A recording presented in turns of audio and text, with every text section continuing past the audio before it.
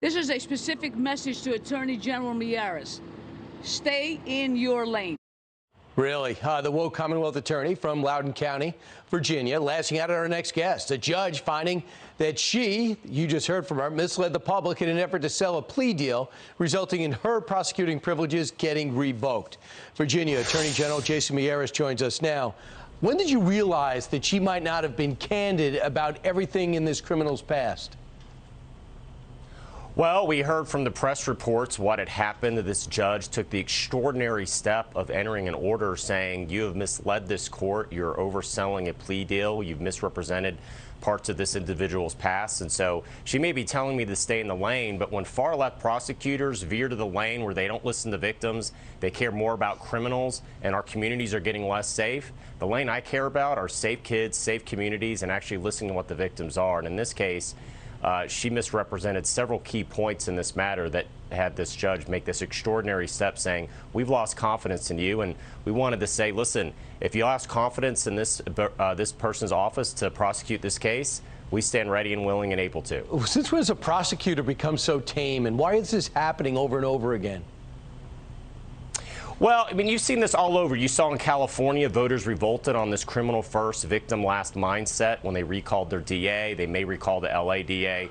You're seeing this all over in Virginia last year. You had a lot of criminal first, victim last policies that led to a crime explosion.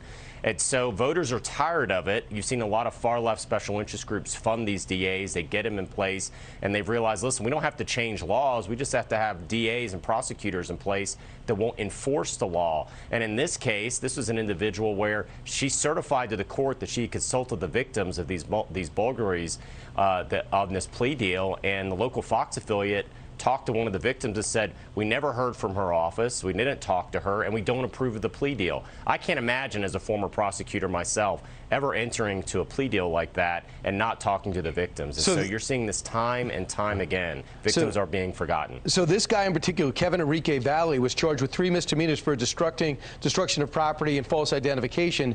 What happened is she left out his criminal history, not including other burglary charges against him, hoping that the judge would just not see this detail and move on. What brought it to light? A reporter?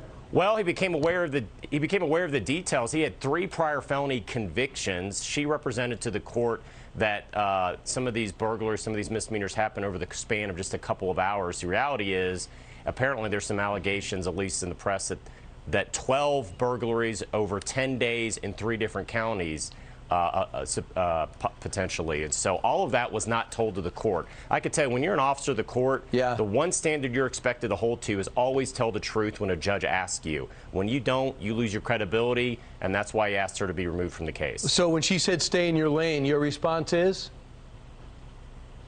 The lane I want to stay in is keeping our kids and our community safe and actually talking to and listening to victims. That's the lane I want to stay in. That's the lane I think the people of Virginia elected me to be in. All right, Jason, thanks so much. Appreciate it. Taking action, like so many others that just seem to be fed up with this criminal first attitude. Thanks.